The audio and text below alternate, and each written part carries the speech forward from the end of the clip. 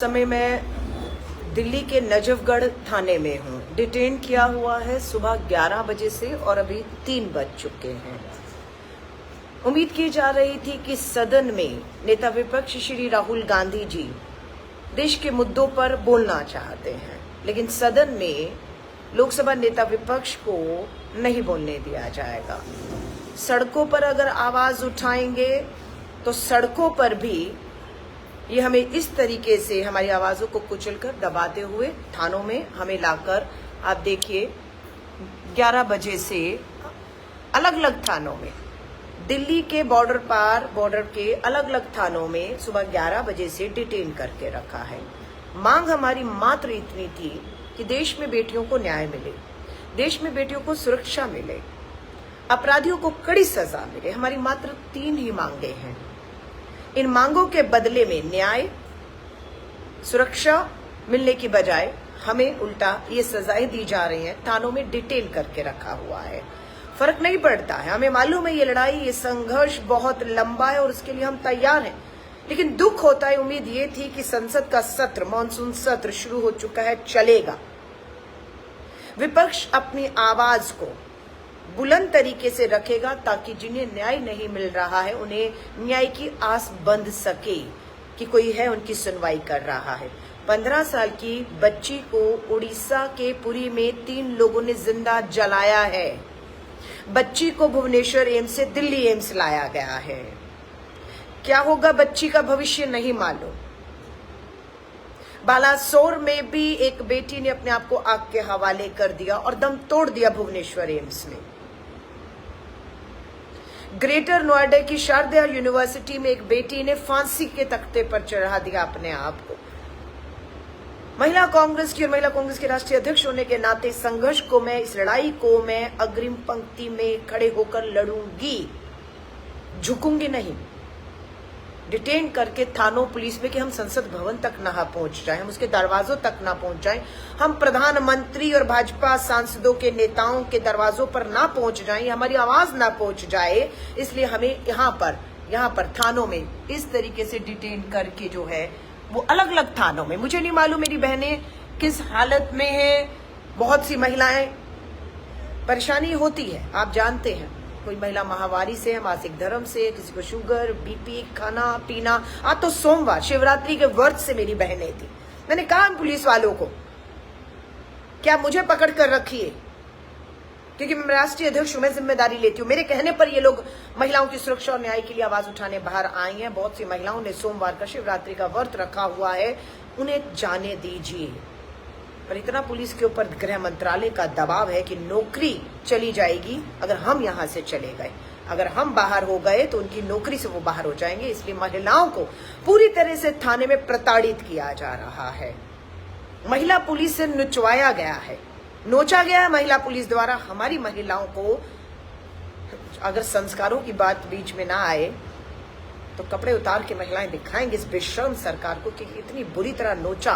मात्र ये कसूर था कि बेटियों के लिए सुरक्षा, न्याय और दोषियों के लिए फांसी की मांग की। ये गलत, ये नाजायज मांग है। हम पूछना चाहते हैं, 3 बज रहे हैं, बता रहे हैं कि 4 बजे तक हाउस एडजर्न है, दोबारा हाउस शुरू हो सकता है, प्रधानमंत्री जी आ सकते हैं, देश की सरकार, गृह मंत्री आ सकते हैं, उन्हें हमसे खतरा है, इसलिए हमें नहीं छोड़ेंगे ये लोग।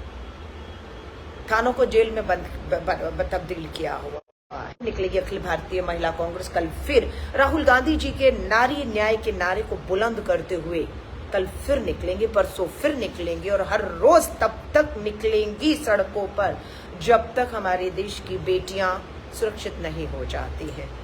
यह अन्याय है, यह अत्याचार है जिसके खिलाफ हम लड़ रहे थे। आज हमारे साथ ही वो अन्याय और अत्याचार हो रहा है, लेकिन हम लड़ेंगे, हम लड़ेंगे।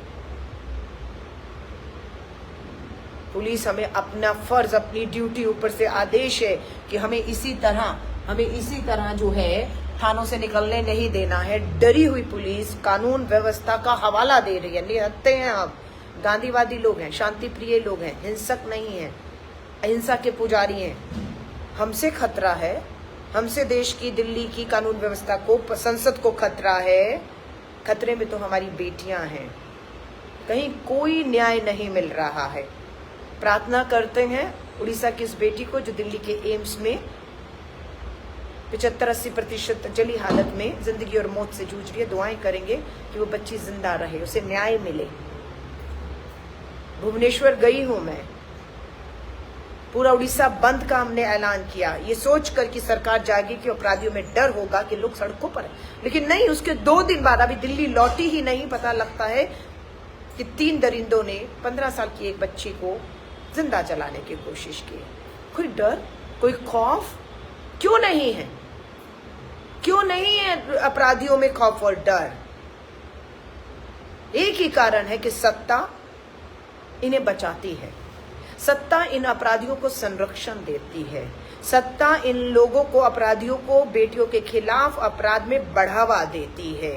एक नहीं अनेकों उदाहरण हैं किस तरीके से इस देश में बलात्कारियों को पैरोल मिलती है, बेल मिलती है, और ऐसे एक नहीं अनेकों हैं किस तरीके से बेटियों के बलात्कारियों को, हत्यारों को इन्होंने बेल दे देकर छोड़ा इस भाजपा की सरकार ने। आज संसद सत्र में अगर महिला सुरक्षा पर चर्चा नहीं होगी तो कब होगी, कहां होगी, कौन करेगा? सख्त कानूनों की बात करते, कानून है, लागू कर दीजिए बस, कोई और नया कानून नहीं चाहिए। बहुत सख्त कानून है, ऑलरेडी है, लेकिन किताबों तक सीमित है। थानों पे, पुलिस प्रशासन पे पूरा सत्ता का भाजपा की डबल इंजन सरकारों का पूरी तरीके से दबाव है। कुर्सी बचा रहे हैं, सिर्फ अपनी नौकरियां बचा रहे हैं थाने वाले। आते हैं इन थानों में महिलाएं, बेटियां न्याय मांगने के लिए, लेकिन नेता का फोन आ जाता है, भाजपा का नेता का फोन आ जाता है और पूरी पुलिस प्रशासन अपराधी को बचाने लग जाती है। पीड़िता और उसके परिवार पर दबाव बनाया जा रहा है, समझौते कर लीजिए। दुनिया छोड़ चुकी है बेटियां, एक ने आग के हवाले कर दिया, दूसरे ने फांसी लगा दी, तीसरी जिंदगी मौत में दिल्ली के एम्स में जूझ रही है।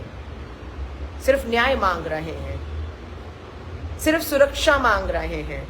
शर्म से डूब मरना चाहिए जब अमेरिका के ने एडवाइजरी जारी की कि भारत बेटियों के लिए सुरक्षित नहीं है। वो भारत जिसे हम भारत माता कहते हैं, वो देश जिसे भारत माता कहते हैं, वो हमारे बेटियों के लिए, महिलाओं के लिए सुरक्षित नहीं है।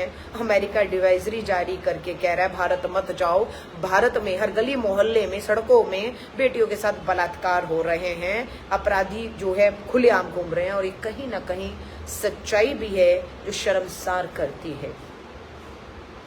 1975 में देश, हमारी 47 में देश आजाद होता है, 2025 तक कितनी बेटियों के बलात्कार, हत्या हुई, पर फांसी मात्र 5 को हुई है आज तक, बाकी बरी कर दिए गए, बाकियों को सजा नहीं मिली।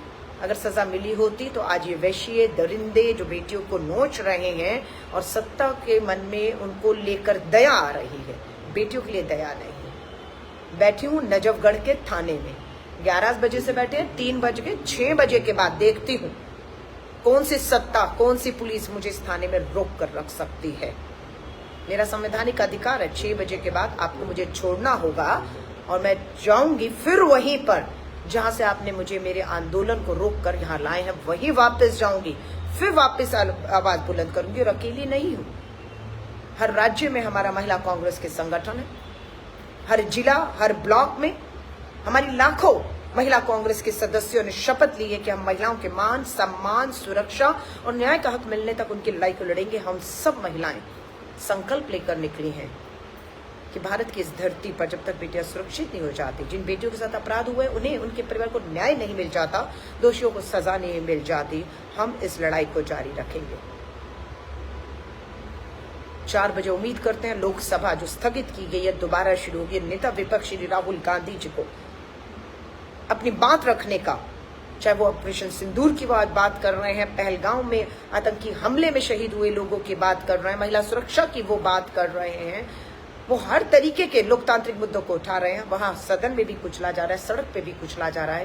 ये संविधान और लोकतंत्र की हत्या नहीं तो क्या है? ये उस दलित, पिछड़े, आदिवासी और हमारी उन बहन बेटियों की लड़ाई हम लोग लड़ रहे हैं जिन्हें न्याय नहीं मिल रहा है।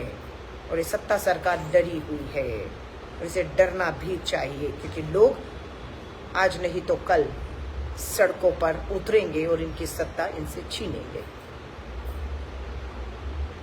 मैं आप सभी बहनों को कहूंगी, बहुत से थानों में जो महिला कांग्रेस के कार्यकर्ताओं को डिटेन करके पकड़ कर रखा गया है, मैं आप सभी को कहूंगी हिम्मत मत हारिएगा।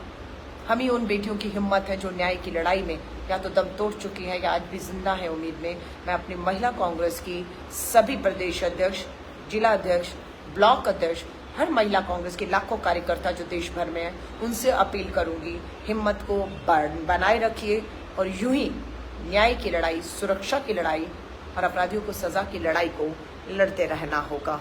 उसके लिए हमें चाहे जितना मर्जी कष्ट उठाना पड़े, हमें जितना मर्जी बड़ा त्याग और बलिदान देना पड़े, यही हमारी बेटियों के लिए हमारा एक छोटा सा योगदान होगा अगर हम भारत की धरती को, जिसे हम भारत माता कहते हैं, उसे अगर हम सुरक्षित कर पाए। तो मैं सभी से कहूंगी, हिम्मत बनाए रखिए। 6 बजे तक रहना है, रहेंगे। उसके बाद कोई ताकत आपको और मुझे इन 4 दीवारी के अंदर बांध कर नहीं रख सकती है।